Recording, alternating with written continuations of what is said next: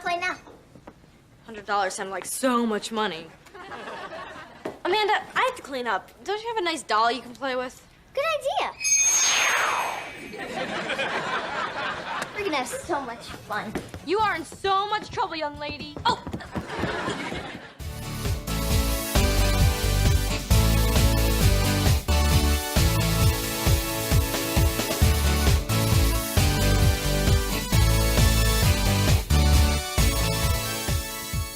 Ladies, gentlemen, Davy Jones, welcome to episode number 29 of Sabrina's Witch Trials. This is the show, of course, where each episode we venture back into the mid-1990s to rewatch, review, and reminisce about everyone's favorite Friday night spellfest, Sabrina, the Teenage Witch.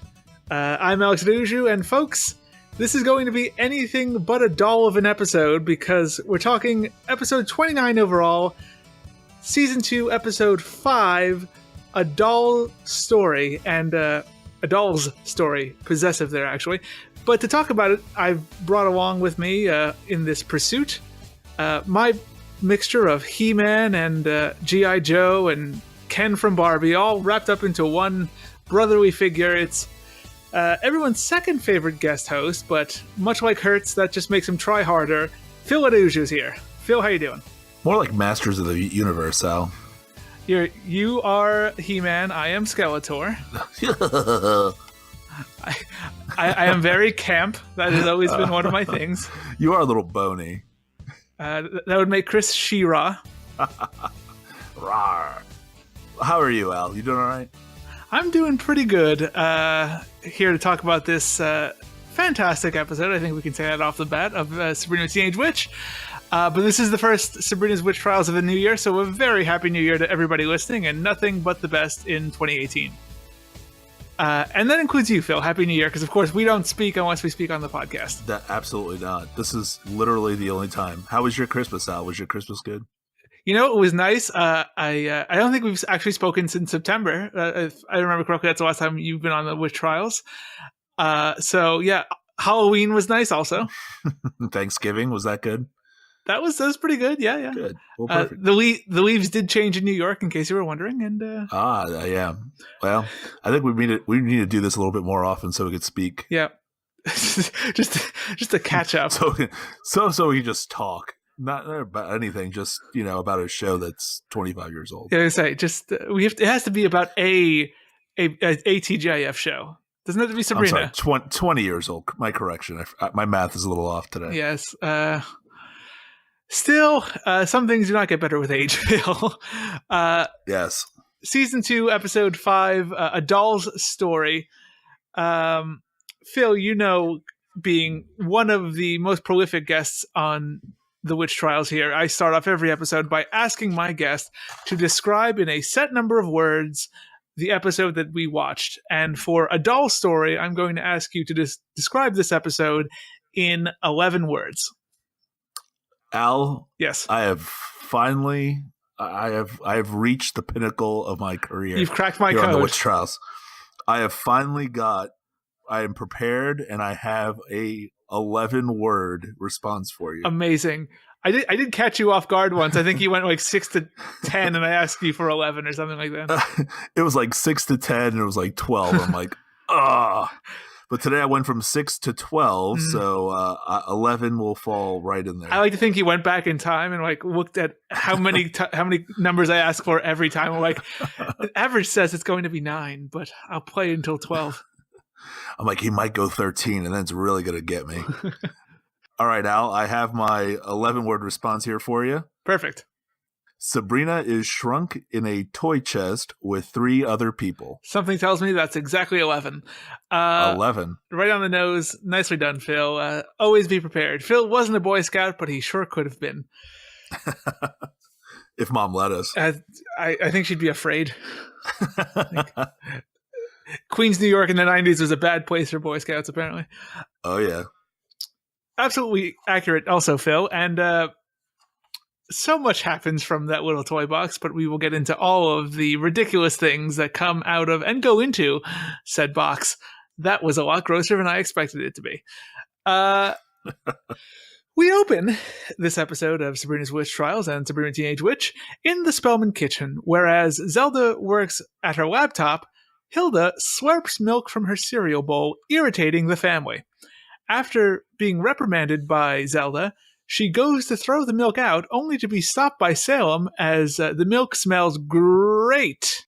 Hey, don't throw that used milk out.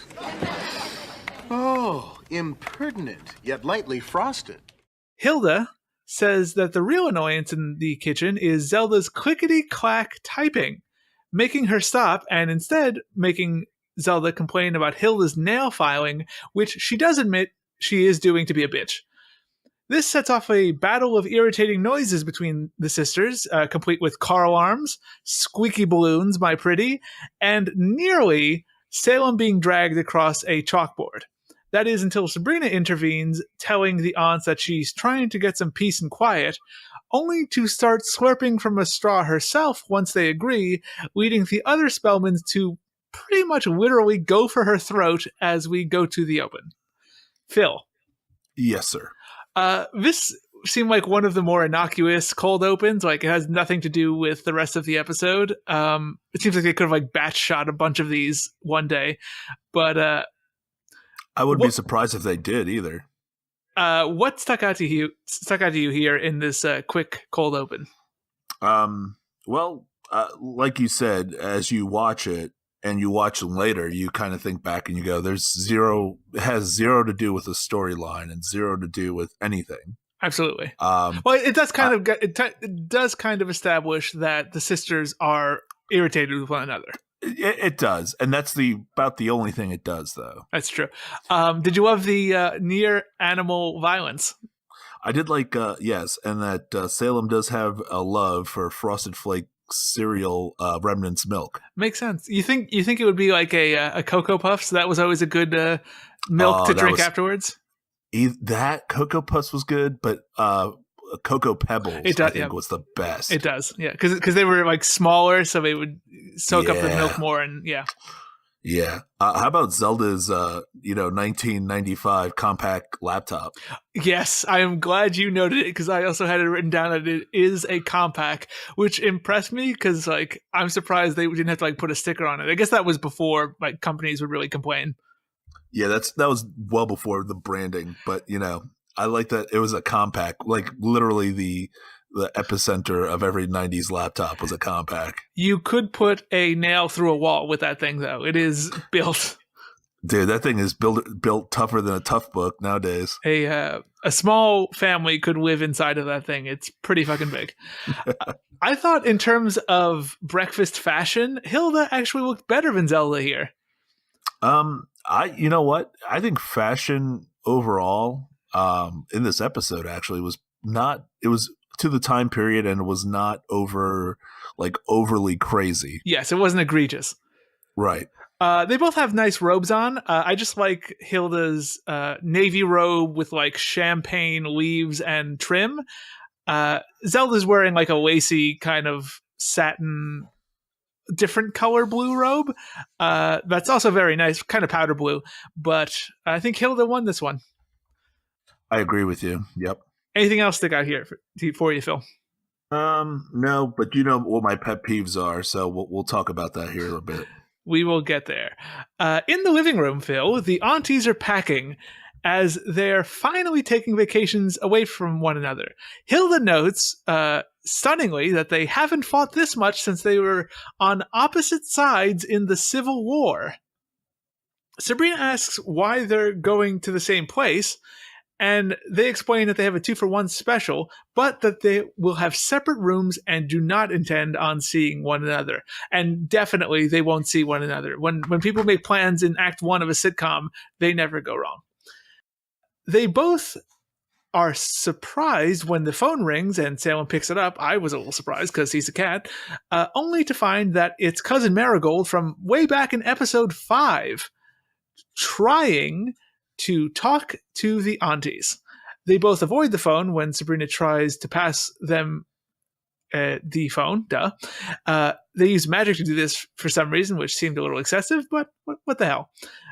Zelda eventually jumps on the grenade and tells Marigold that they'd love to babysit her daughter Amanda, but they're going away, and she eventually adds that she thinks Sabrina babysitting would be a bad idea and that Sabrina has no use for $100, which of course enrages any teen, but also specifically this teen witch. Zelda puts her on hold, and we get a lovely bit of practical effects with a wireless phone hanging just there, definitely on a wire, ironically. The aunties try to convince Sabrina not to take the offer, but Sabrina eventually just grabs the phone herself and explains that she'd love to do it, and Amanda apparently tells her that they'll be having fun before she knows it, only to have Sabrina's face zapped into a Joker-like smile, and her aunts marvel at how powerful Amanda is to do that from way in the other realm. Sabrina just notes that she's practicing for a beauty pageant she will undoubtedly lose. Later, the aunts give Sabrina some final information as they head to the linen closet, coincidentally meeting Amanda as she arrives with an airline stewardess. Okay, you have our number. Keep the doors locked. And don't forget to feed the cat. I've got it. Oh, well, Amanda's here. Hello. I'm here to relinquish a minor to a Miss Sabrina Spellman. That's me. Hi, Amanda. Hi. I hope she wasn't too much trouble. I'm retiring. Thank you for flying Other Realm Air. After that, Amanda gives Sabrina her peanuts that she saved, and the aunties leave. And Sabrina also takes note of the giant toy box Amanda is pulling behind her, as she knows she never leaves home without it. Later in her room, Sabrina offers Amanda some coloring books, but she'd rather play with some weird glass trinket that Harvey gave her. And she, that being Amanda, ignores Sabrina's requests to hand it over, causing a magic tug of war, and stunningly, to no one, the trinket falls on the ground, breaking and immediately losing the 9-year-old's attention. Whoa, I want to play with this. Oh no, Harvey gave me that. Please put that down. But I'm the guest. Amanda, I've asked you nicely. Give it to me. I want to play with it. Okay, you can have it. Okay. I'm sure Harvey's family has other priceless heirlooms. Sabrina hopes that Harvey has another priceless family heirloom, and Amanda decides that she wants to play with Salem, despite the fact that he doesn't do play. She knows that she likes things big, and zaps Salem into a giant Black Panther. Not the radical of the 70s, but just the cat.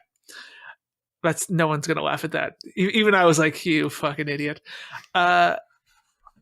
The cat roars at the two witches, and Sabrina notes that he's not decawed, ordering Amanda to zap him back, which she does, only to have Salem explain that he's so ashamed that he wanted to eat them, and of course, weeping uncontrollably. Amanda, he's not declawed. Turn him back. Fine. I wanted to eat you. I feel so cheap. Okay, Phil. Man, you went through a lot. Yeah, I did note that some of these paragraphs I've written are a little bit bigger than they usually are, but that also might have something to do with the fact that, like, there's a lot of things to explain in this episode. Yeah, usually like my show prep notes are like 3 pages. I'm almost at 6 right now. There's a lot of stuff we had to go through. See, that's the weird thing is, like, my overall notes are exactly about as long as they usually are, but my description paragraphs are, like, chunky. Wow. But the first and obvious question that needs to be brought up is, who was the Confederate sister? We haven't bickered this much since we picked opposite sides in the Civil War. See, you took the question right out of my head. All right, so I would say Zelda was the Confederate sister and Hilda was the Union sister. See, here's the thing. I get where you're coming from because she has, like, that somewhat uppity demeanor, which kind of lends itself more to slave owner. I think she has more of a Southern belle mentality, as we've seen in some of the episodes. But she does love to sing "Oh, Susanna." There you go, see? Hilda, however, does have a past with insurrections. You know, she was on Salem's team. They tried to take over the world. Yep. The South did try to rise up against the Union. The South will rise again. I mean, it really is somewhat of a pick'em, but I do I can easily see Zelda being the Union, the Confederate soldier, and ever since then, it's just been like, it was about states' rights, guys. Come on. So my pet peeve with the opening. Did you see what Sabrina was wearing? I believe she was wearing a bumble. No, wait, nope, that's old. She was wearing a peanut suit. She was wearing a Mr. Peanut costume, and did you hear what she exclaimed? I did not. I missed that. I'm such a nut. Terrible. And then starts dancing.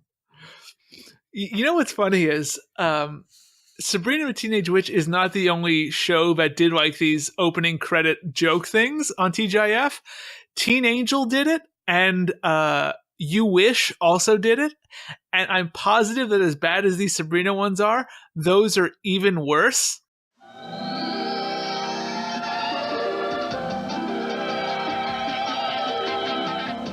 Hey, has anyone told you look a lot like the Mandrell sisters?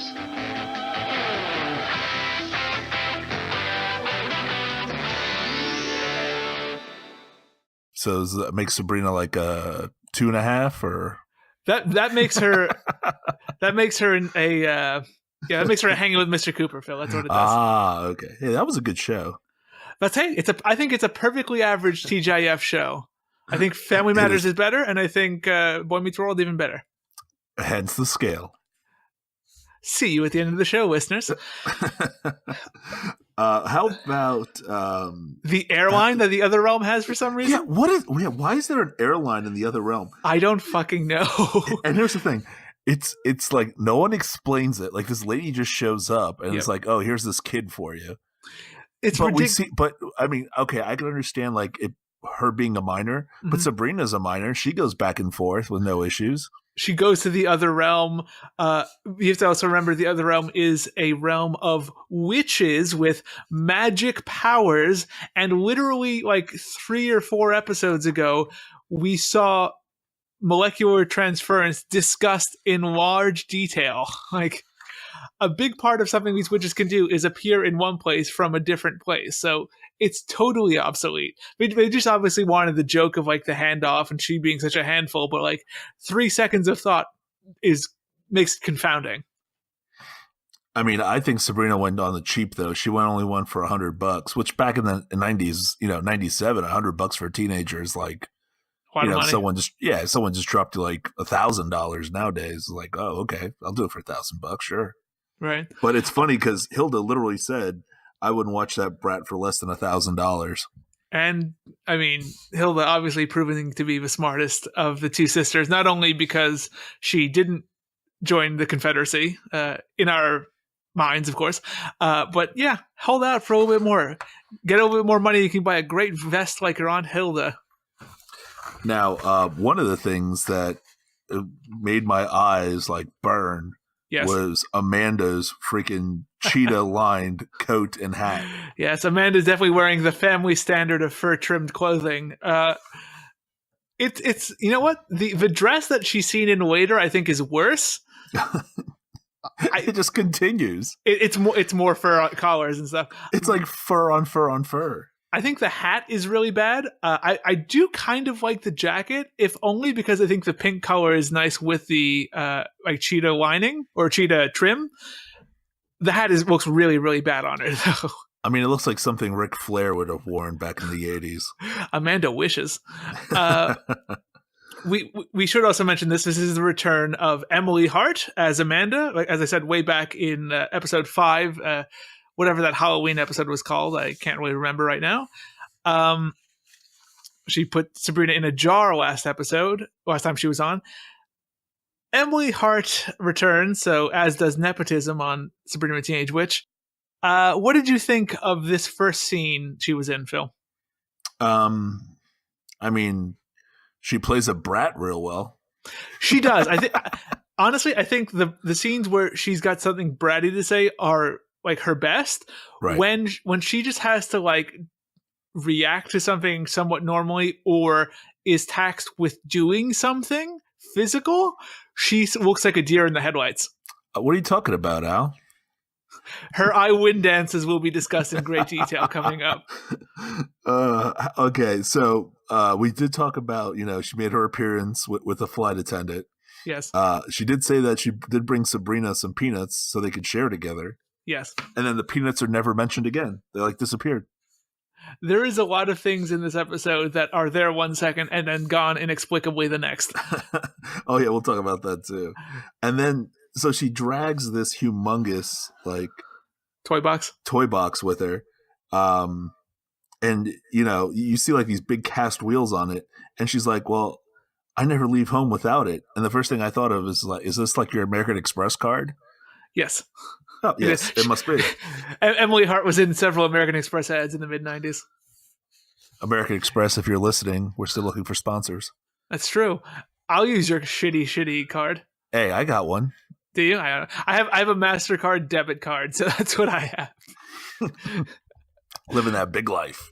That's right. I can spend upwards of the money in my account. Although I did find it hilarious. I'm sorry. I did find it hilariously funny when Sabrina's like, "Oh, I got you some crayons and coloring books," and Amanda goes, "Well, knock yourself out." Yeah, it's a good line. Amanda, I have some crayons and coloring books. Knock yourself out. Like I said, when she's snarky, and the thing is, you got to remember, this is Melissa Joan Hart's sister, so they should have some decent banter between the two of them, just naturally.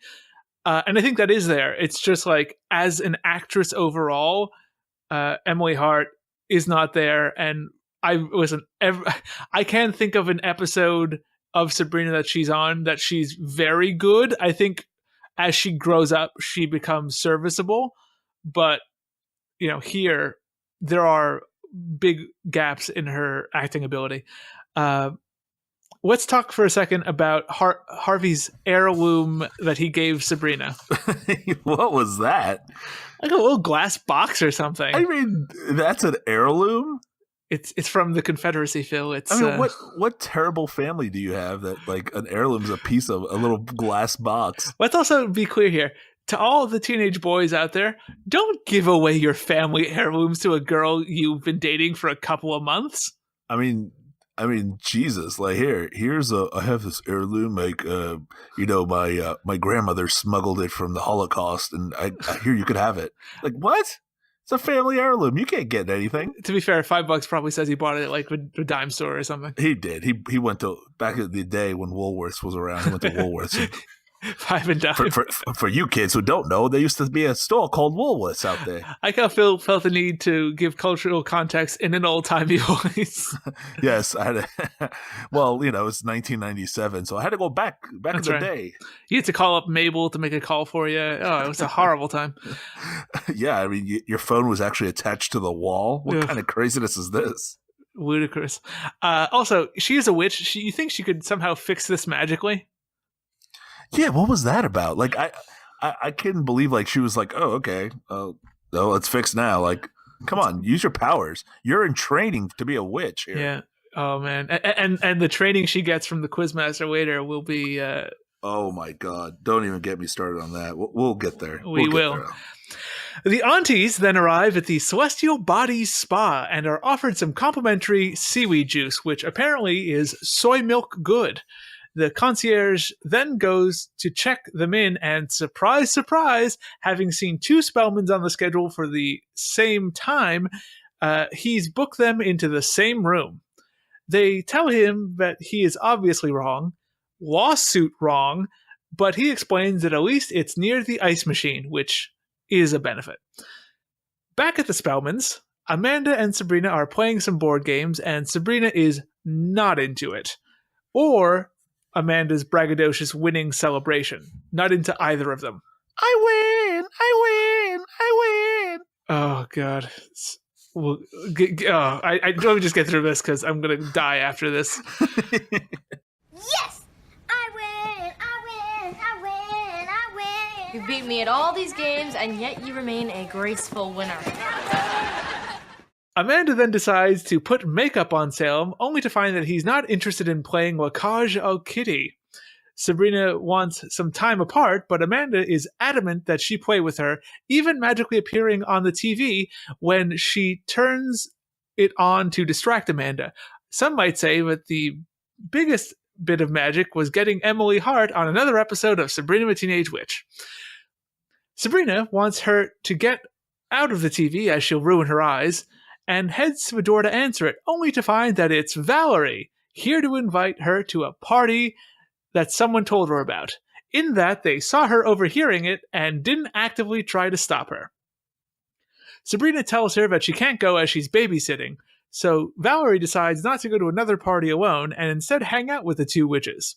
Amanda is elated by having someone new to play with, but while Val says how cute she is, Sabrina just asks to confirm Valerie's blood type.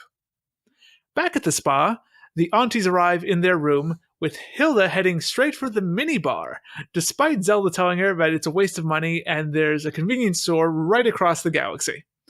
When she opens the bar, we find a literal mini bartender inside who offers her a martini, though she opts for the far more 8 p.m. friendly seltzer with lemon, eventually telling him that he's pushing it when he offers her macadamia nuts.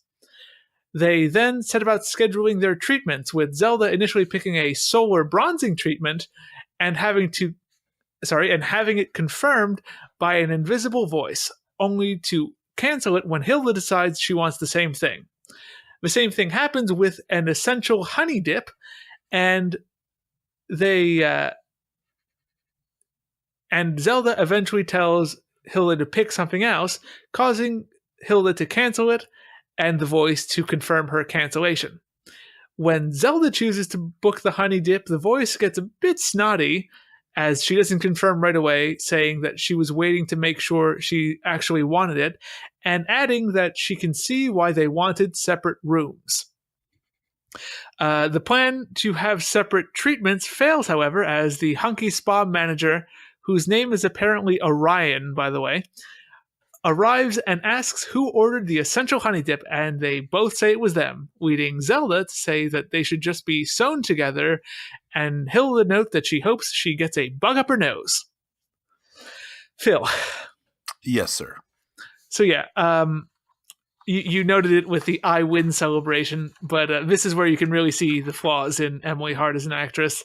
It's like, it is clearly like someone explained to her what she had to do, and like she's verbatim doing what they showed her with the most wooden delivery possible. It's like, because when you're truly happy, you don't take a huge pause in between going, yes, I won, and then doing your I win dance. That happens naturally. Here, there's like a second where you can see her thinking like, oh, right, I've got to do my dance now. And then her, doing her little chant. I mean, it was like a shrill siren had like pierced my soul when she was doing that. Her saying "I win" will be embedded in my brain for the rest of my life. It was so bad, and she's got like that like pitchy voice and like that shrill, and I just wanted to turn it off there. But unfortunately, I had to watch the rest of the episode to talk about it. And luckily, there's another I win chant, which gives us a bit of a Cabbage Patch also later on. Oh, that's right. She does. I do continue to adore Valerie, however. I thought that like her writing in this episode was fun, and it did kind of further her like pitiful dork character, but it's also super endearing. Hey, what's up? Not much, just yelling at something annoying on TV. I was just invited to a party. At 7 o'clock? Well, I wasn't exactly invited, but people saw me hear about it and didn't want me to keep away. You want to come? I mean, Valerie is literally me in high school, the biggest dork you've ever met. Yep. Phil also wore the same brown suede jacket. That wasn't that cool. All through high school. That wasn't that cool. Also, I'll call her Cookie anytime she wants. I mean, hey, all she gotta do is say the word. I thought her hair looked kind of gross though, because like it's like curly, but has that kind of wet look that was popular at the time. Yeah, but it just looked greasy. And that whole Cookie exchange, were you like a little weirded out by it? Yeah, I don't know what's going on there. I mean, does she like Harvey? Is that what's going on? Because that's literally what I got. Wait till the next episode, Phil. Uh-oh. Things are gonna happen. Anyway. Let's see. Yeah. Let's go back to we're gonna go to the spa? Yes, the spa. With the mini bar. Okay. Yes. Okay, so yes, we're in the other realm. So of course, a mini bar will not be complete without a mini bartender. So Right. Metaphors become literal in the other realm. yes, and then the convenience store across the galaxy. I mean, I was literally like, really? Is that what we're gonna go with? Listen, writing is an art, and sometimes it's a shart. Well, I didn't know how Hilda was going to be the DD either. What's with the seltzer and lemon? I mean, come on, Hilda. Let's talk about this. She decides to get a seltzer and lemon out of a mini bar. She wasted $13 for that seltzer and lemon Easily. Okay. Plus the fee. The convenience guy fee. offers her a martini. Also, it's like it's already made. Just take it. Although in brilliant upsell fashion, I love that he brings out the macadamia nuts. Indeed, he does. And then what was with the spa voice? I don't know. Is this like 90s Alexa? Is this where Bezos got the idea for Alexa? Thank God I'm not. I'm wearing headphones because if you were to say a certain "hey" and then a certain search engine, my Google Home Mini would go off. I think this is literally where they got the idea from. Was from Sabrina the Teenage Witch. Definitely, he was flipping through Prime Instant Video, and he's like, "Oh, I watched this when I was in college because I'm a weirdo," and then. And there he was. Then we have Hilda, and she's wearing her typical Hilda wear with the vest, with the black skirt, and then the long sleeve blue shirt. I'm like, Hilda, you're on vacation. Come on, spice it up a little bit. Did you look at the vest though? No, I didn't look in much detail, Al.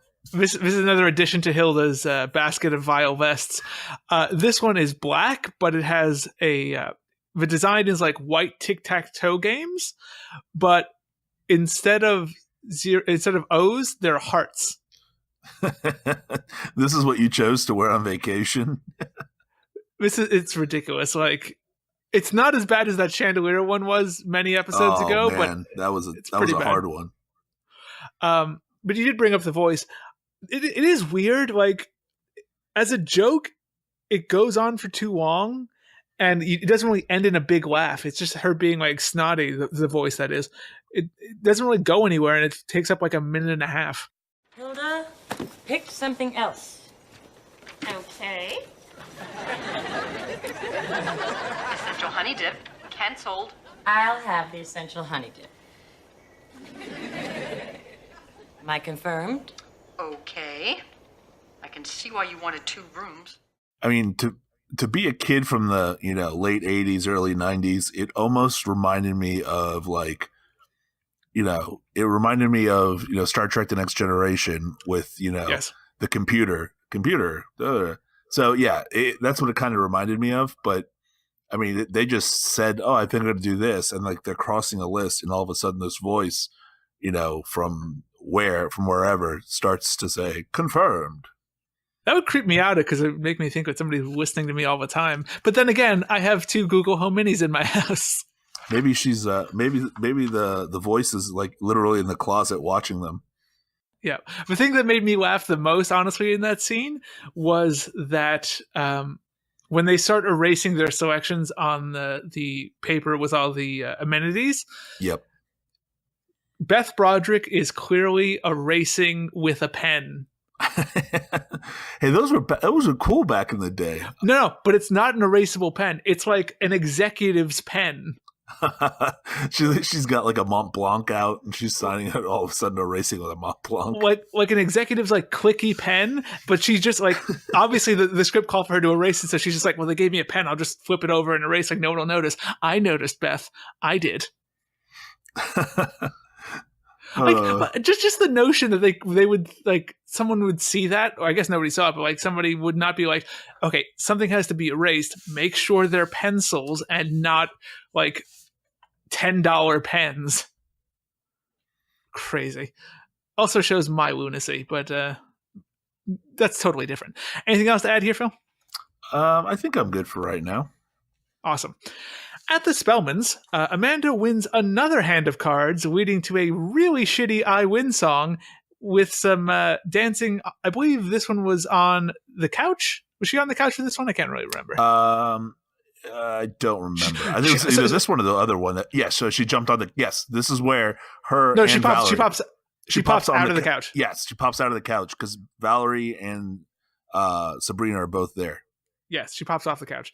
The doorbell then rings, and it's Nate Richard himself, Harvey, as he heard about the party too and came to see if Sabrina wanted to go. Valerie is stunned that she found out before him, wondering if her popularity is on the rise, and eventually recognizing her own delusion.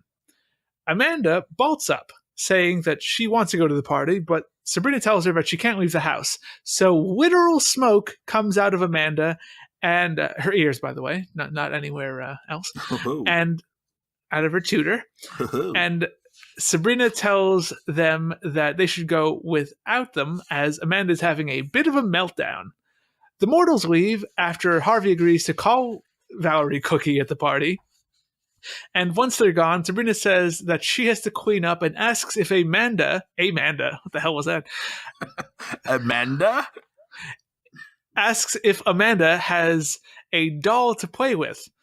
This leads Amanda to zap Sabrina into a doll and eventually carry her upstairs while bouncing her head off the banister. Next thing we see is Amanda running off to get more crumpets for their tea as Sabrina sits on a stack of books in front of a tea table next to Salem, who's dressed in pantaloons for the occasion. This is so humiliating. I'm wearing pantaloons. How did this happen? I'm the big witch. Sabrina, look the other way when you talk. You're creeping me out. When Amanda returns with what definitely aren't crumpets, Sabrina tells her to change her back and she'll help Amanda get ready for bed. But Amanda tells her she's going to bed as she puts her into the toy trunk, and Amanda says that her and Salem are going to stay up and play, which makes him cry a lot. Once inside the toy box, Sabrina meets Amanda's misfit jackasses. First, a human teddy bear hybrid named Ralphie, who explains that he was an ice cream man until Amanda transformed him into a bear for being out of chocolate. Clearly, judging by his face, he ate it all. Oh, God. After that is Carol, Amanda's hairdresser, who became a Barbie ripoff, whose hair Amanda now ruins with a felt pen. And lastly, there's Discount Martin Short, Dr. Raskin. I'm Dr. Rafkin. I used to be Amanda's dentist, but now I'm an action figure. So what are your powers? I sleep about 18 hours a day. Wait a second. That's not Martin Short. No, it's Discount Martin Short. God, I really thought it was Martin Short. Oh, listen, you remember how episodes ago I told Chris that I thought Gordon Gano was John Lovitz? Yes. I've thought this was Martin Short for the longest time. Dude, I literally was watching it thinking it was Martin Short. I'm like, God, poor Martin Short had to do this role. What a got they got. Oh, no. Ralphie tells her that she's never getting out of here, and when she goes to fulfill the hug me sign on his chest, he explains that it's merely an accessory. Back at the spa, the aunties are discussing their essential honey dips and making some mediocre to middling bee puns, including one about someone droning on and on. The receptionist, Orion, then comes by saying that he's still sorry about their rooms, but he thought they'd like to know about the world-renowned Madame Epidermis and her cancellation, adding that her technique for facials is so great, your face feels like it was grafted with baby butt skin. It's just a horrifying visual when you think about it. I just heard that Madame Epidermis has had a cancellation. The Madame Dermis? She's the most famous facialist in all the realm. I've heard she has to book her appointments 50 years in advance. Well, her technique is so fabulous that your face feels as if it's actually been grafted with baby butt skin. I want a baby butt skin face. No, I do. Well, one of you should get over there and grab that once-in-a-lifetime appointment. Both aunties really want a baby butt skin face. So Orion tells them to head out and nab that once-in-a-lifetime appointment, as they usually get booked up 50 years in advance. They start bickering, of course, as the aunts are wont to do, and Zelda notes that if one of them gets it, the other one will resent them, so it's better that neither of them get it. Hilda eventually comes around, to which Zelda notes that at least they'll be free of resentment, although not anytime soon. Phil. Yes, sir. Let's start with the meat and potatoes of this episode, that being... Baby Buttskin? Baby Buttskin. That is really what everyone's here to see. I was referencing Sabrina as a doll. Oh, okay. First, I do like the idea. I think it's a fun idea generally. There are fun avenues it can go down. It does fall in line with other things Amanda has done. Last time she was on an episode, she shrunk Sabrina also and put her in a jar. I think so. In that way, it's a decent idea. The thing is, Sabrina being a doll really doesn't lead to a lot of fun stuff. Mostly it's just like some cheesy jokes about toys and dolls that's written like it was the first draft, the very rough draft of like not Toy Story, but somebody trying to rip off Toy Story. You mean like her saying that her head is soft, or oh, I have nothing in my head. My rubber head, yes. Or what was the other one? Where she fell over and she goes, I'm blind. I do want to mention this now because if I don't, I might forget about it, and I just thought about it. There are parts in this episode where Melissa Joan Hart was clearly trying to be like she was a doll. So like sometimes she'll sit down and she won't bend her knees, or she'll raise her hand, but she'll raise it like it's really rigid. Yep. But then that ends almost immediately, and her arms are bending. So you're better off just not doing it at all because it just sticks out as weird when you do it. Maybe she went to the Amanda School of Acting. She's taking notes from her younger sister.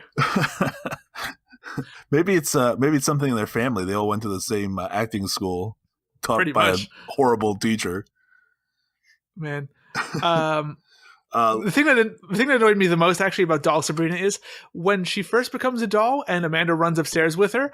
The doll that Amanda runs upstairs with is so grossly not in proportion to either like a Barbie doll or a human being. Like it's like a little dolly doll, so it's got like really chunky body parts and like a big head, but it's like a reasonably small midsection. Right. Well, that kind of happens too, like later on when they're, oh God, spoiler alert, where, everything gets solved and everything gets fixed when she starts pulling them out of the toy chest. When she put Ralphie down, I almost like threw a brick into my into my TV. I was furious. I'm sitting there, I'm like, how did Ralphie do anything? He's literally just sitting, like the doll was, the teddy bear was just like sitting there, like it couldn't do anything. Okay, let's talk about the misfit toys here, Phil. the land of misfit toys. Just a bunch of pricks, really, is what it turns out to be. Is it just me, or are they all massive, unlikable assholes? Minus Carol the hairdresser. That's about it. Carol is the least dislikable. Not like high marks, but like she just seems like a kind of ditzy Barbie knockoff. But like Ralphie is a huge piece of shit. I mean, he's literally sitting there and he asks Sabrina for a cigarette. He does. Also, he's like a sarcastic prick all the time, which, believe me, I know can be charming at times. But when you're in a toy box, it gets real grating real fast. Like, I know the show wants me to care about his rehabilitation, I guess, for lack of a better phrase, into a less than total jackass by the end of the episode. But I just want somebody to tell him to fuck off. I mean, I literally thought watching this, like, if I were stuck in this toy chest, it may be the world's worst AA meeting. Oh, God, like... like, this would be like the world's worst AA meeting you just, like, walked into. There's some big fat guy smoking there on the corner. There's a skinny white guy who looks like he's, like, strung out on coke. And then there's, of course, the blonde who looks like she just did a line of coke, so... Did you recognize Carol here, Phil? No, I did not recognize Carol. She looked familiar, but I didn't know from where. Carol is returning to Sabrina Teenage Witch, having previously played Nurse Nancy as Westbridge Turns. That's why she looked. Yes, she did look familiar. Yes, that makes sense. Donna Derrico of Baywatch Nights. I put fame in quotation marks here. Oh, man. Yeah, but Paul Dooley is playing Ralphie here, and he's best known, I guess, nowadays for voicing someone in the Cars franchise, Sarge. He voices a car in Cars.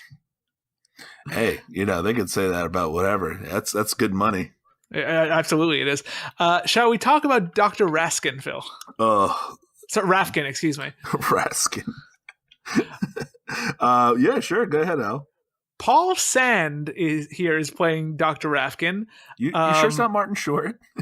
Believe me, I looked it up and was surprised. The most surprising thing is Paul Sand has had a giant career. While now he mostly does one spots and he hasn't done anything too frequently since 2010, a couple of spots, but he literally had a show in the 1970s. Wow, really? What do you do? Paul Sand in Friends and Lovers. 15 episodes that thing got. Friends and Lovers. Shy, unassuming Robert Dreyfuss is a Boston-based symphony violinist who is constantly falling in love. It never seems to work out, so Robert generally hangs out with his brash brother Charlie and his wife Janice. So let's go back to the where we cut in and we see that, we see Amanda yelling her usual, I'm winning, or I won, I win, whatever. Yes. It kind of reminded me, her dancing kind of reminded me of me at my bachelor party when I was kind of drunk. And she wishes, Phil. I mean, come on, put a little umph into it. You know what's hilarious? Of course, I was your best man, so I was at your bachelor party. You were, but I have no recollection of you dancing. No, I remember the end of the night. I remember being at various hipster-looking bars. Yeah. I remember the beginning, but getting from one place to another, and everything besides the one time I went to the bathroom, I don't really remember too vividly. I do remember that time. I remember you hitting on a girl. Listen, hitting on is a bit strong. Actually, my correction. I'm sorry. She was hitting on you hard. That is more accurate because listen, I had so much to drink I could hardly raise a smile. but we did have some good street meat that day.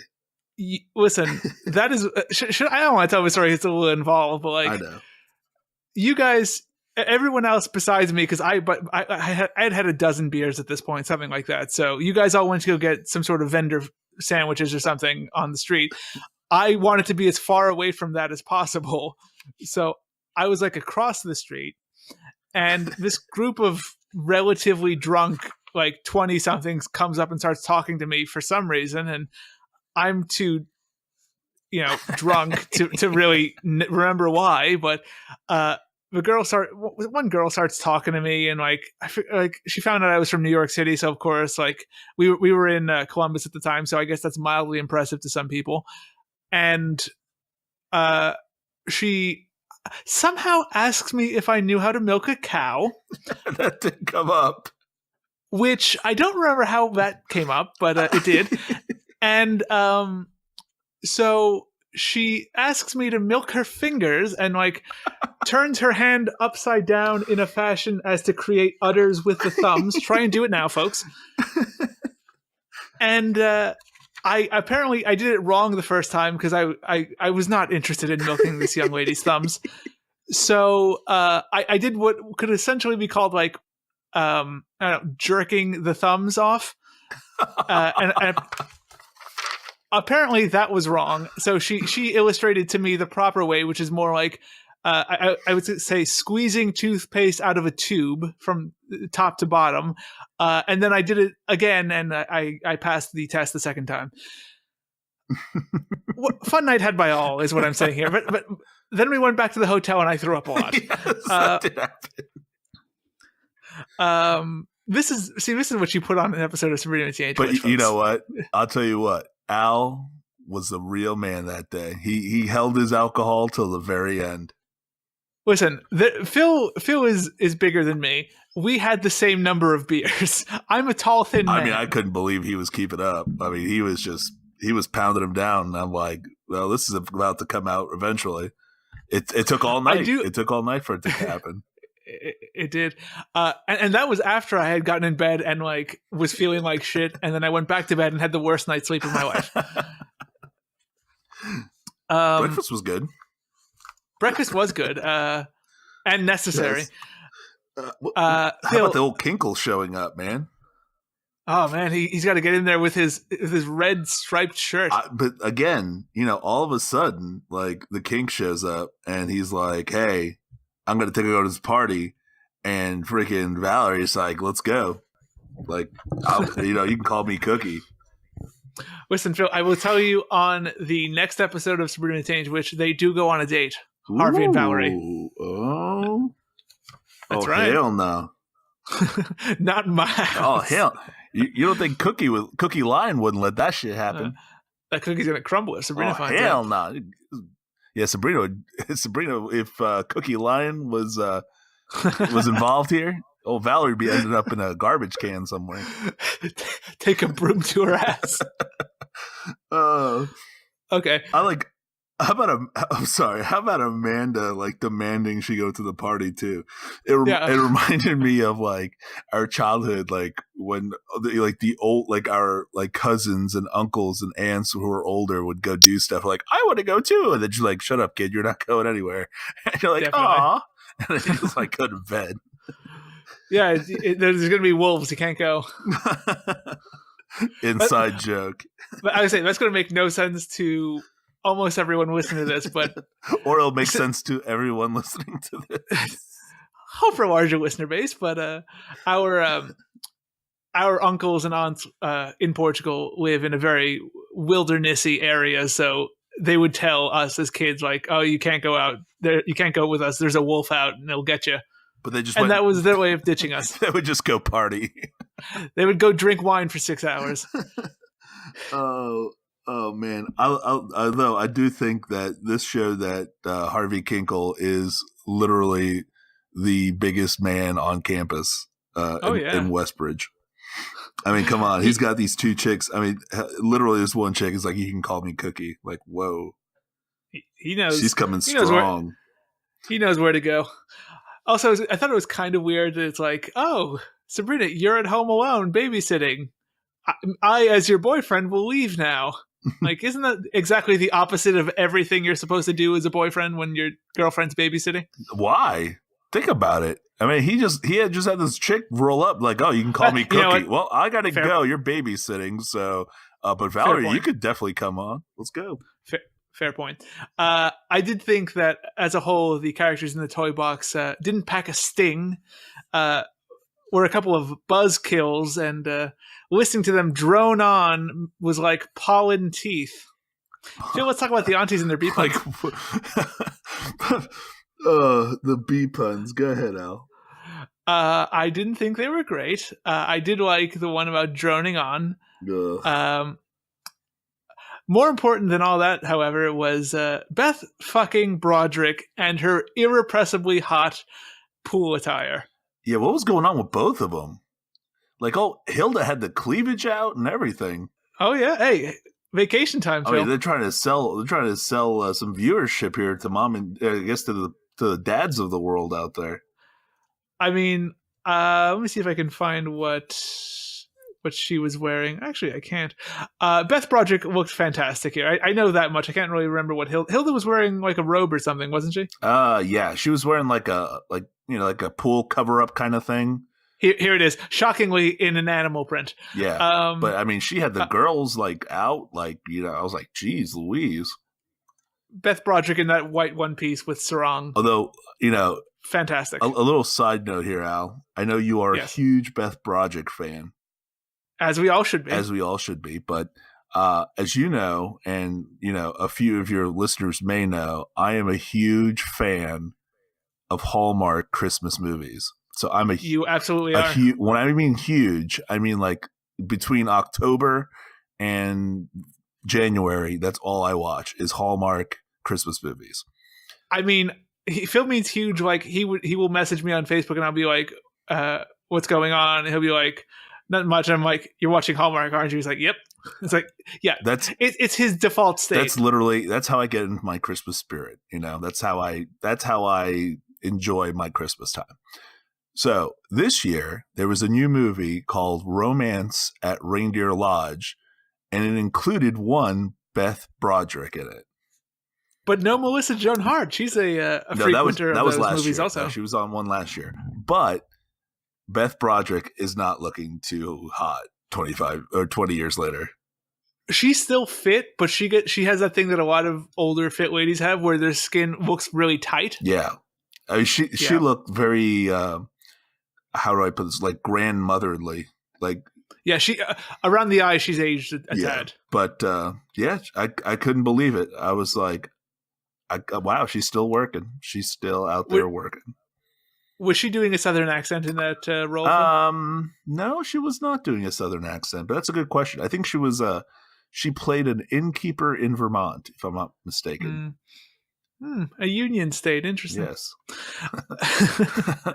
All right, let's get going here, Phil. Back in the toy chest, Sabrina tries to find an escape route, only to have Ralphie tell her that there is a front door, but they just never use it. Sabrina then wonders what happened to her other shoe, but Carol notes that she's a doll and she'll never have two shoes again. She then resolves to get out using her apparently now rubber head before calling Amanda to get her attention. When Amanda opens the toy chest, Sabrina puts her masterful plan into work. That being basically just telling Amanda she has to pee. Which doesn't fool her, as she's not a Betsy Wetsy. I've got an idea. Amanda! Amanda! The new ones are always so optimistic. Could you not talk to me? What? I'm playing Giddy Up with Salem. Who is it? Please, someone feed me poison. Amanda, I have to go to the bathroom. You're not a Betsy Wetsy. Was that fresh air? You're not a Betsy Wetsy, are you? Elsewhere in the house, Amanda tortures a small animal, and Salem says he hates his life. Back in the chests, Carol tells Sabrina that, in fact, they've all been out of the toy box, but the issue is, as Dr. Rafkin notes, that you're still very small and easy to step on. But he does get a bit of strength showing. He does show off a bit of strength here as he curls a crayon. Ralphie gives us a story about being trapped in a vacuum cleaner and having to eat a penny to survive. And eventually Sabrina tells the incredibly whiny action figure that superheroes don't whine, but he notes he's a periodontist, which I guess they are probably one of the more whiny doctors out there. He's never gonna change his back.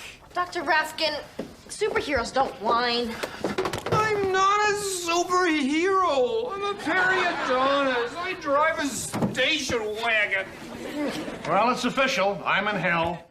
Sabrina wishes that the toy phone would work, but she immediately discovers that, in fact, it does, and it used to be Amanda's yakety neighbor.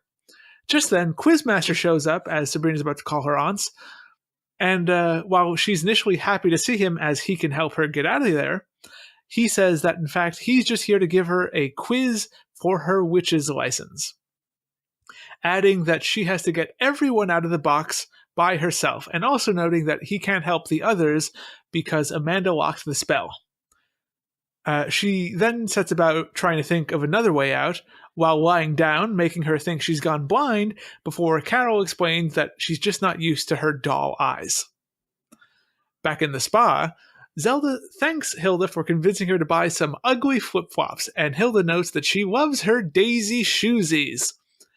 They soon realize how relaxed they both are, as neither of them are irritated by the other's eccentricities. Hilda decides to go for a walk, asking Zelda to go with her, but Zelda opts to take a nap instead.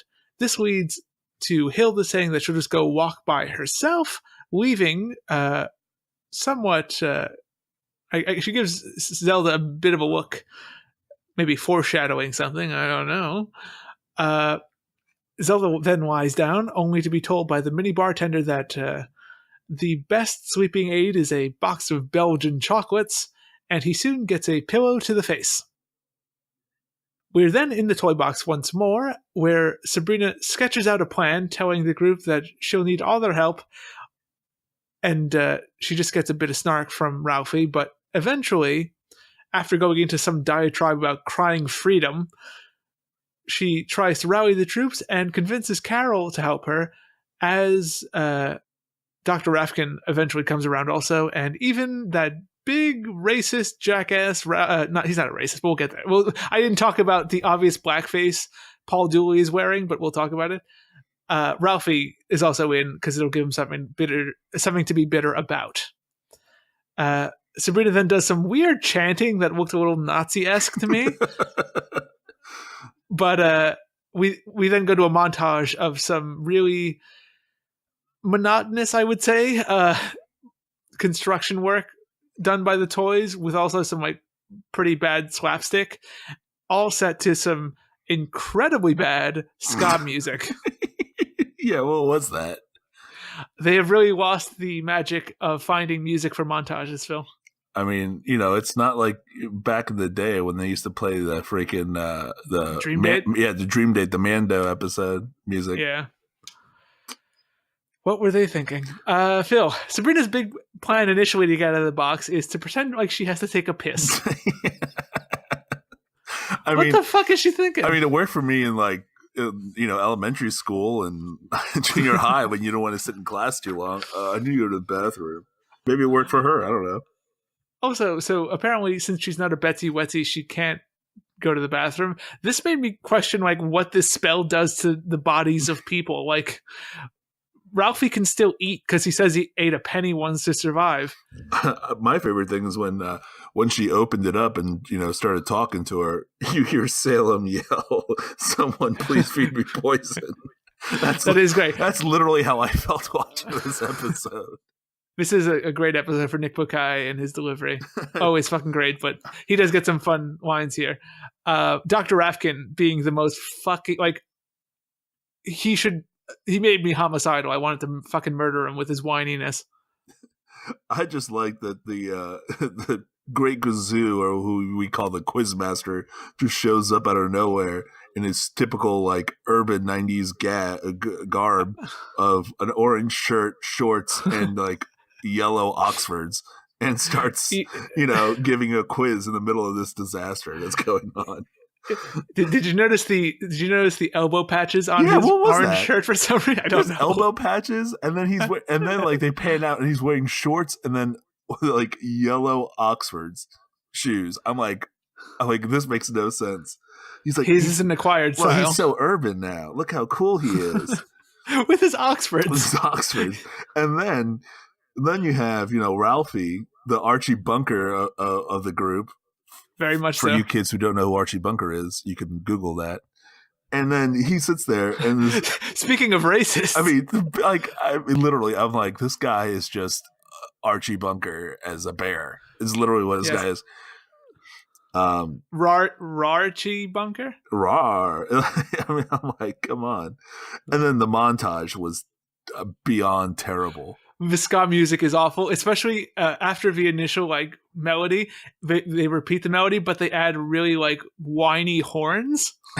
Yeah, I mean, it's awful. Yeah. And also, it goes on for like a straight minute of just this montage.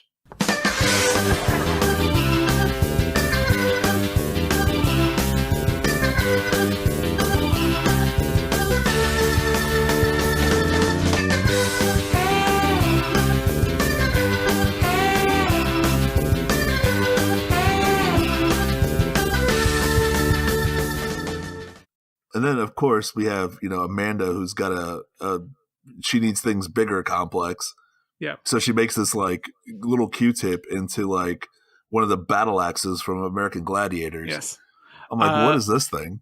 Phil, I do want to touch on the Quizmaster for a second, because he does look somewhat restrained in his outfit, though it does look ridiculous. But in terms of his wardrobe, it's not obscene. But his quiz is pretty much for her to do what she was already doing. Well, that's what he said. Yeah, but it's like... he says. He goes, your quiz is for you to get out of this here. I'm like, okay. It's like, but that's what I was doing. Your quiz is to... It's like, you're about to, mow the lawn. Bloop. Hey, your quiz is to mow your lawn. Oh, okay, thanks. Like, we were trying to get out of here. If you could just, like, get out of my way with your awful shorts in Oxford, I can get my stuff going here. Well, actually, that's coming up in a little later. So we will talk about how the quizmaster shows up and disappears in the next scene. I literally have like a half a paragraph about that. It is hilarious. But yes, I guess the only thing that he adds difficulty to is the fact that they can't. Sabrina can't call her aunt, which she was planning to do with the phone. I guess that's the one like hitch he throws into her plans. Yeah, and I have something else about the phone later on. Yeah, I think we all do. Did you forget somebody? So in these scenes, Hilda asks Zelda if she wants to go on a walk with her, and Hilda, hearing that Zelda doesn't want to, endeavors to walk by herself while giving us like that implication, like, oh, I'm off, because we do soon find out that she was off to nab the appointment with Madame Epidermis. What was Hilda's plan if Zelda said yes to the walk? I was like, oh no, I don't know. They'd probably go to the walk on a beach, maybe. Yeah, but it's like still gonna get that point. Hey, I'm gonna go to the bathroom, and then it might take me the length of time that a facial normally takes to go to the bathroom, but I'm definitely in the pisser. Don't worry. I mean, you had to kind of look at it and kind of see that she was already laying on the bed, like she was about to lay on the bed, and then she's like, oh, do you want to go? No, I think I'll just take a nap. Okay, see you later. Like, she already knew that she wasn't going to get up from there. It seemed to me. Fair. I also do think Madame Epidermis is a stupid name. Yes. Could it have just been like Ellie Dermis? You get the same basic thing, but Ellie's an Epi is not a name. How about just Madame Dermis, which is what they call her later on. They literally call her on later, Madame Dermis. Like, they changed her name halfway through the show. Her and her like classic Jewish old lady acting. Sitting there just, with the wash pan and just, oh yeah, gotta give you that facial. Ridiculous. Quickly, Phil, what did you think of we haven't talked about this, the design of the toy box set? Because it is filled with some like large stuffed animals and oversized toys like crayons to do kind of like a Honey, I Shrunk the Kids thing. Yeah. But you do also just have some like random like housewares. Like there's a bed for some reason and a wardrobe and a table and chairs that aren't like, they don't look like a toy table and chair. They just look like out of someone's like mod kitchen. I mean, it would be different if they were saying like it was a dollhouse, which would make more sense. Like, oh, that would make 100 times more sense. They'd be like, okay, so I'm going to turn you into a doll, and these are all other dolls who didn't listen to me. Okay, that would be perfect. But you're saying it's a toy chest and there's different toys. I mean, but then it's like set up like a dollhouse, so it's not really a toy. So it's not really a toy chest. It's really a dollhouse. Yeah. She also, Amanda, that is, has toy tools for some reason, like toy pliers and a toy saw. I mean, they had like a toy Ryobi freaking 18-volt set come up all of a sudden. Her toy T-square and all that stuff. Yeah, then like the toy Joanna Gaines and freaking Chip Gaines show up and, fix her upper all of a sudden. Did you notice the horrifying clown head in the corner? No, I didn't.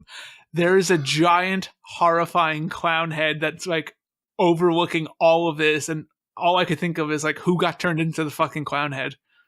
Who's that guy? What did he do?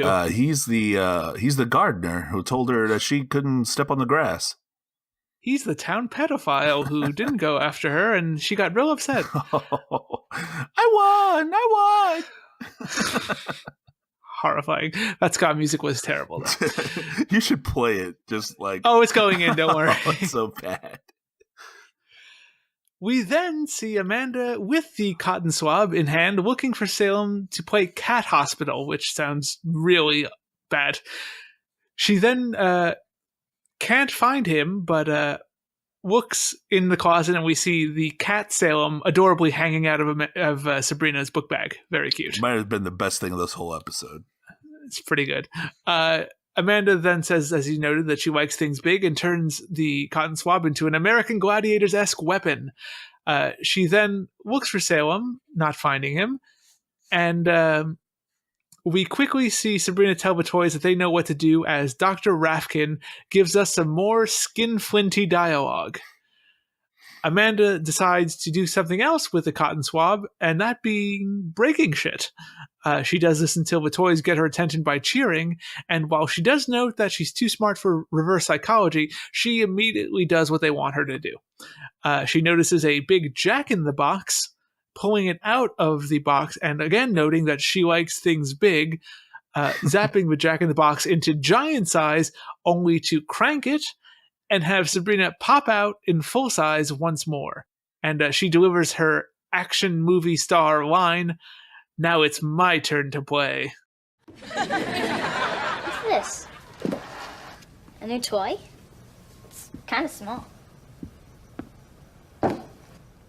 Bigger is always better.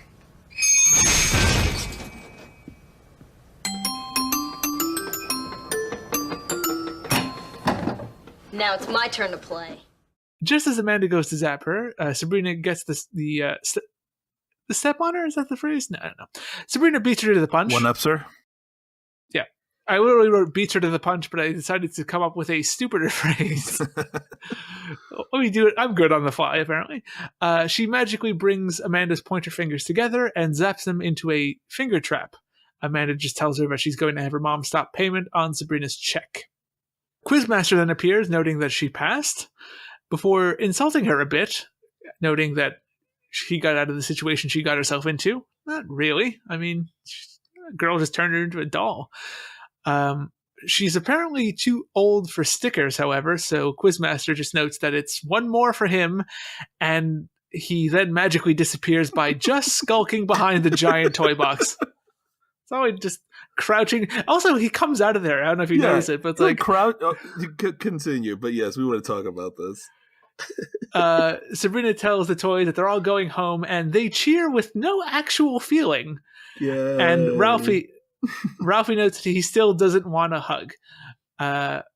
We then cut back to the spot where Madame Dermis is in the middle of a facial, scrubbing someone's face on a literal washboard before putting it through a literal wringer and hanging it on a clothesline. Oh, you badly needed a face peel. This face is so dirty. Right. Hilda strolls in, asking Madame Dermis for one of her world-renowned baby buttskin facials, and she tells her that she can fit her in April 2nd in the year 2047. And she does promise to call a day ahead to remind Hilda, however. Hilda inquires about the free appointment today, but Dermis says that it's taken, as she suspected. When Hilda heads for the door, she spots some very familiar shoesies before yelling Zelda and ripping off the facial towel, revealing a truly horrifying sight.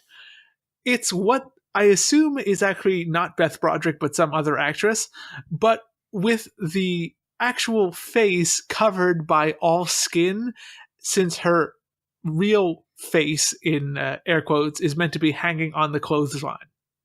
This means that there's just a faceless monster. It looks like something out of American Horror Story. It's fucking frightening. Though the faceless wonder initially denies being Zelda, her face is eventually spotted hanging on the line by Hilda, and she says she's ashamed before Hilda knows that she's so two-faced. Zelda then points out the obvious hypocrisy of Hilda's statement. As Faces Zelda gestures at her, she complains about being ganged up on, that Hilda is.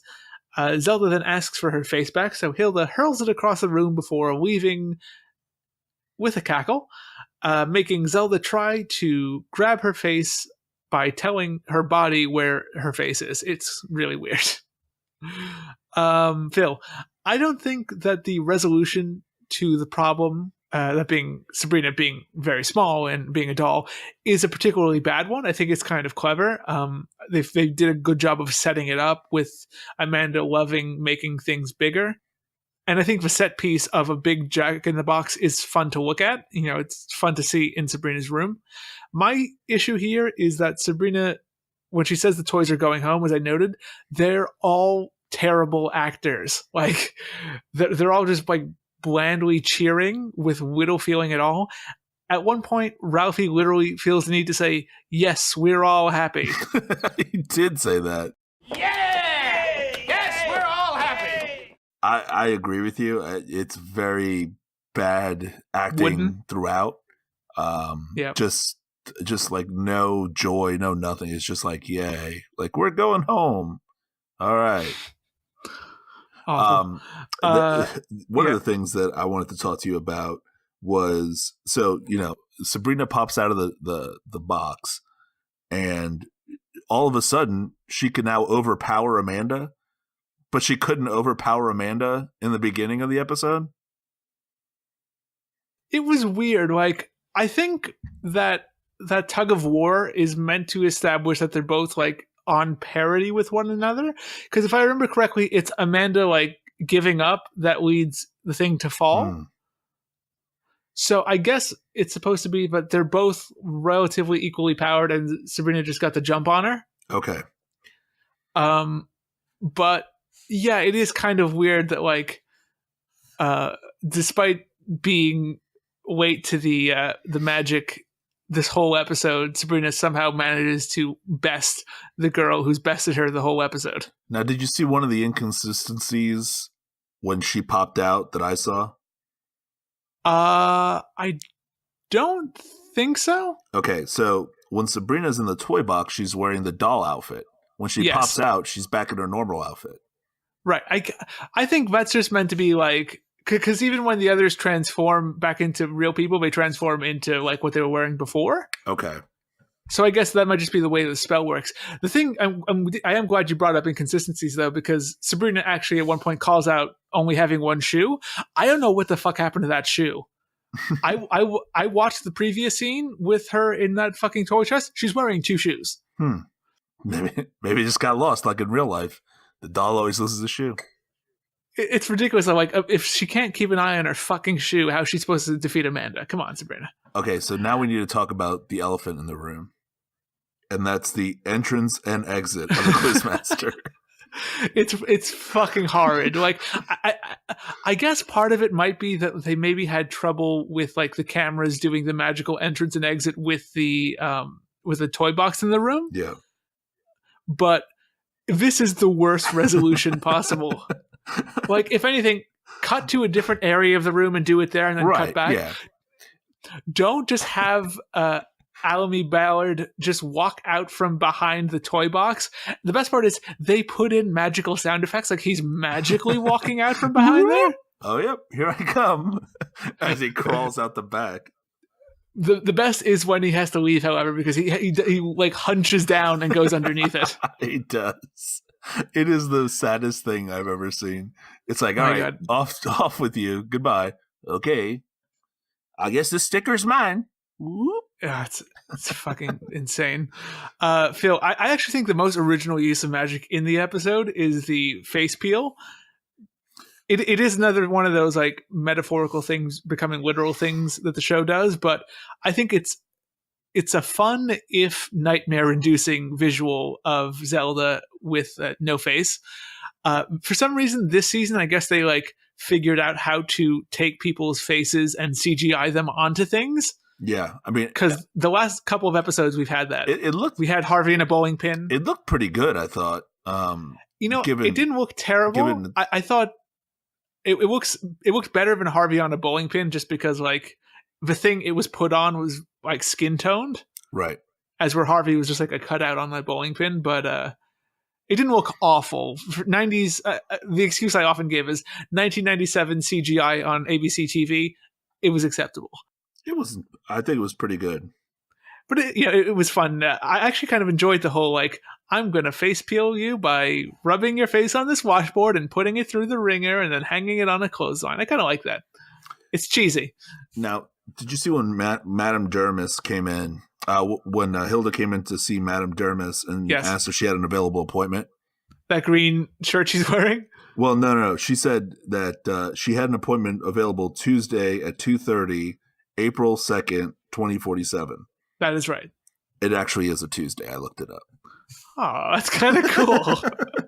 So kudos to them for actually doing the research and actually making sure it was a Tuesday. It was a Tuesday. Couldn't figure out a better way to get Quizmaster out of that scene, though, huh? No. What kind of supercomputer do you think they had to use in 1997 to figure it out? Probably, I don't know. Call NASA. No, they probably had to get just the dial-up to get to figure out the question. Probably took them 3 hours. Oh man. Yeah. I mean, in terms of fashion, as you said, this episode isn't horrible. Actually, you know what? I didn't mention it initially, but when the aunties are getting ready to go to the spa, Zelda is wearing this green, ruffly collared, somewhat sheer blouse. They really like putting her in these ruffled collars this season, and I fucking hate them. It looks, and also the green color isn't great. But we'll talk about that in a couple of minutes. Anything else to add here, Phil? I think I'm good. Beautiful. Back at the Spellmans, Sabrina is joined by a now full-size Dr. Rafkin, who is happy that he can go back to fighting gingivitis before obviously looking into the toy box to see when Carol is going to be coming back. Sabrina then makes Amanda return Carol to full size, and she celebrates not having to wear heels all the time, while coincidentally wearing high-heeled, not high-heeled, but really high platform sneakers. Sabrina forces Amanda to apologize under threat of more finger traps, and we then see Dr. Rafkin ask out Carol, and it goes about as well as you think it would. Sabrina makes Amanda return Ralphie to his ice cream ways, and as he notes that all that hair apparently really is his, Carol calls for him from the linen closet so they can get the hell out of, and probably as far away from Amanda as possible. Not get out of Amanda. I made that sound like they were getting out of Amanda. Get out of the house and get away from Amanda. I was listening back to that in my head. I'm like, that's gonna sound weird when I edit this. He goes to leave, but Sabrina stops him and asks for a hug once again, which leads Ralphie to give her a bit of a quickie before he starts to tear up, which he plays off as due to the fact that he now has to give up his winter naps. Sabrina then realizes that she probably should stop babysitting as a whole, and Salem gives her a bit of snark. Later, she's downstairs as the aunties return, furious at each other, and Zelda knows that nobody talked to her, but when Sabrina tells her that part of her face is literally hanging off, she just reiterates that is talking. The scene then closes with Sabrina just noting that everything is fine and Amanda's upstairs asleep, before we see Amanda asleep in her toy chest for some reason I thought was really weird. And it seemed like 75% of the reason there was a bed in that toy box at all. As the credits roll, Hilda gives Zelda her 100 I'm Sorries, and Zelda returns the favor with a CD with the sorries written in bold. Zelda then says that she still thinks they need some time apart, so she's going to the Poconos, and Hilda agrees before deciding to go to the Poconos also, as it's a big place. Lots of mountains. Then upstairs, Amanda is in her toy box and demands Sabrina give her water. So Sabrina just pours a glass of water into the box, and we hear Amanda gargle "thank you" as Salem notes that he loves a happy ending as the episode closes. Phil. Yes, sir. We get some more unrealistic depictions of toys here, as Ralphie is apparently just a regular teddy bear. Oh, he is a big teddy bear. He is, but when he's put on the ground, it's just if you were to actually make that human size, it would be like a 20-foot tall bear. I just want to know where the phone's at. Where did the phone go? That is honestly, what the hell? You cannot establish that is a person and then not show that person being turned into a person once more. Yeah. Especially since they all leave. Yeah, I'm like, so yeah, that's the end of it. It's like, okay, we freed everybody. No, you didn't free everybody. You forgot. There's at least one more, and I think that clown is a person too. Probably some horrible, horrible man, but still, they both deserve to be turned back into human beings.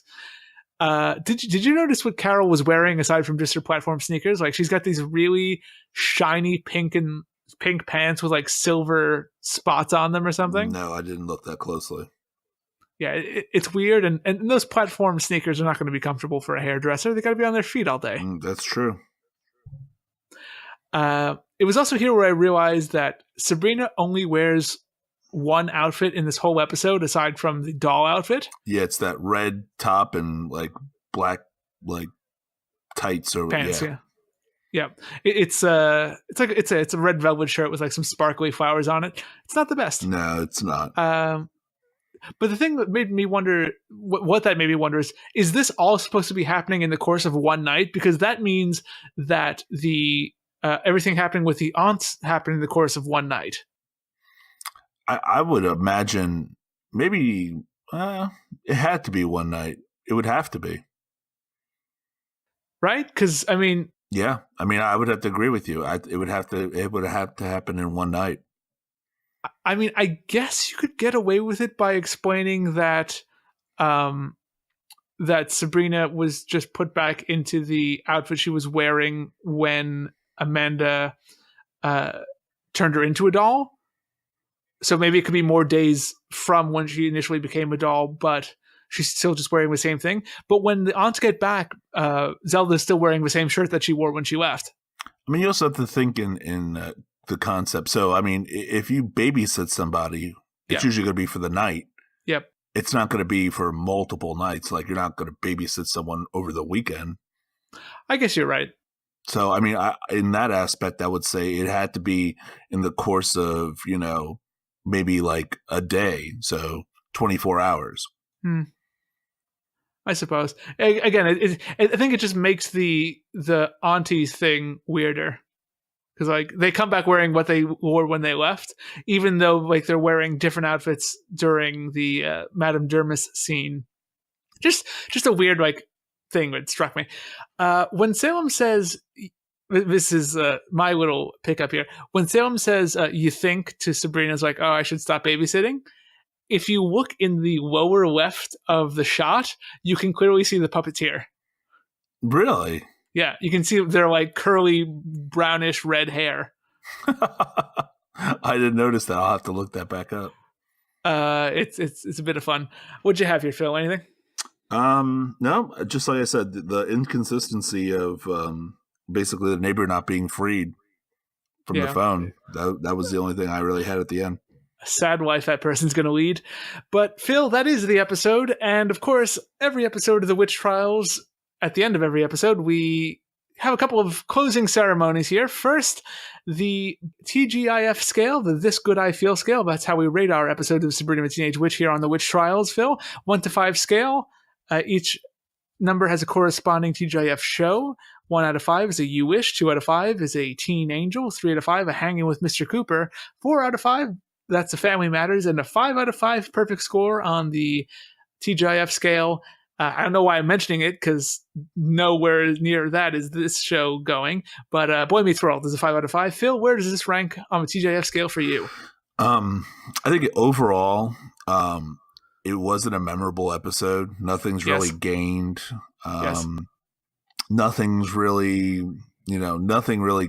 We don't dive deeper into Sabrina's relationships with anybody. We don't dive deeper into the sisters. I would have to say it's going to be somewhere between a You Wish and a Teen Angel. I absolutely agree. I actually have it at a high You Wish. I think this is like one of the worst episodes we've seen in a long time. The main plot, that being Sabrina in the toy box, is excruciating, if not for the that mediocre acting of all the people around her. Just Dr. Rafkin alone. Like, I want to put a bullet in my head because of this guy. Then you have to consider Emily Hart not being great. The aunt stuff, while it's fun at times, like, it's never above like mediocre. Like, this would be fine in a good episode of Sabrina with like a good A plot and the aunt's doing this, but like when this is the most entertaining thing and it's not that entertaining, it's a bad episode, and I think it is a You Wish for me. All right. Main event here, Phil, on the Witch Trials, of course, is the Back of the Linen Closet Award, our episodic award for each installment's biggest fashion flop. Phil, some choices here. I think Valerie's slate brown suede jacket kind of makes the list, although it's not awful. I think Zelda's somewhat sheer, like, ruffly blouse is really bad. There's Hilda's vest. What gets your Back of the Linen Closet Award this week, Phil? This episode? There were two that I was kind of torn in between. You have the Quizmaster and his getup with his orange shirt, his shorts, and then his yellow Oxford shoes. And then you have Amanda with her fur. I think that Amanda with her cheetah print just edges out the Quizmaster for me. Gotcha. Now, which cheetah print is this? Is this the coat and hat, or is this the dress? I think it's the coat and hat ensemble. You know my hatred of cheetah print coats and hats, as in Hilda from last season had Absolutely.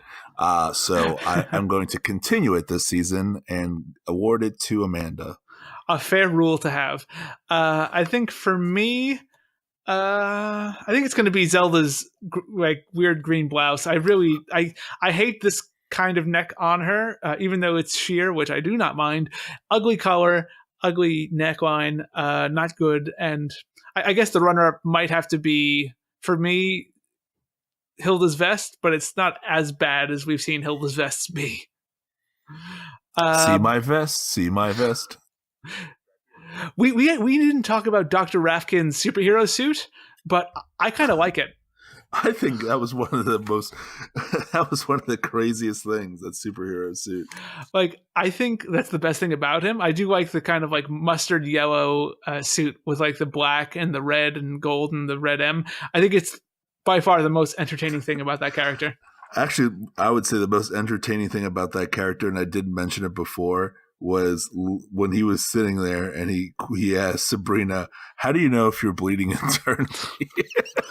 That's what I mean. It's just like the skin flintiest stuff. By the way, I also had Paul Dooley, who plays Ralphie. I had him down as Discount Ed Asner. That did sound like Ed Asner. Right? Yeah. He's who you cast if you can't cast Ed Asner. And then Donna Derrico is like Discount Pamela Anderson. Yeah. Which she was on Baywatch. I know. I mean, that's her whole career, is Discount Pamela Anderson. Well, that's the show, Phil. I want to thank you so much for stopping by on the Witch Trials and talking Sabrina with us. Always a pleasure, Al. And I do want to let the listeners know that you can listen to Sabrina's Witch Trials on TuneIn, Stitcher, SoundCloud, iTunes, of course, the Google Play podcast section, or wherever you get your podcasts from. We should be there. And if we're not, let us know on Twitter at Sabrina Podcasts, or on Facebook, facebook.com/Sabrina's Witch Trials, or Instagram.com/Sabrina's Witch Trials. Next episode is going to be a huge leap in quality, so get ready for that. And as I teased Phil earlier, it's going to be a bit of interesting lovers and friends, as Valerie and Harvey end up going on a date in Sabrina the Teenage Boy. So guess what happens in that one, Phil? She turns into a tree? Yes, the famous boy tree. Yes. But until next time, I want to say thank you to everybody for listening one last time, and one more time. There will be more episodes. This isn't the last episode. I thought I was almost out of a job. Yeah, that's right. One of these high-paying podcast jobs. But I will let you know that we will see you in the other realm. How do you know when you're bleeding internally?